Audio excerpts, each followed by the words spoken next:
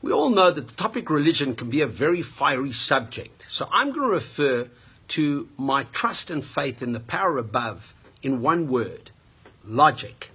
At 6:45 a.m. this morning, I was in my neighborhood coffee shop, and standing beside me was a strange gentleman I'd never seen before. So I reached out. I said, "Hi, good morning. I'm Johnny Ritz. What's your name?"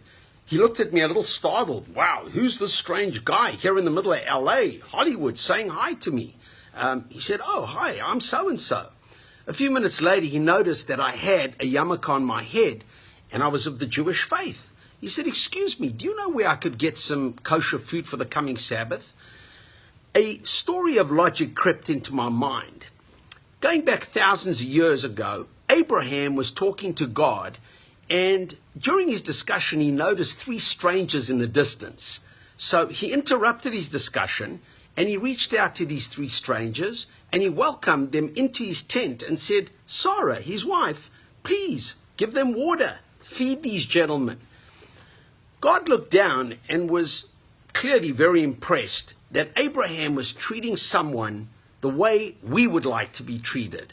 So he infused an angel into one of those strangers. You see, Abraham being 99 years old and Sarah 90, not very logical for them to yearn for children. But when you're dealing with the power above, miracles are right before your very eyes. So one of these three strangers finished up eating in the tent and said to Abraham and Sarah, "Next year we will be back and you will have a little boy." And we all know the story. Little Isaac was born a year later. So I reached over to this gentleman and I said, "Why buy kosher food for the Sabbath? Allow my wife and my family and I to welcome you into our home, and please be our guests." You see, I had no expectations.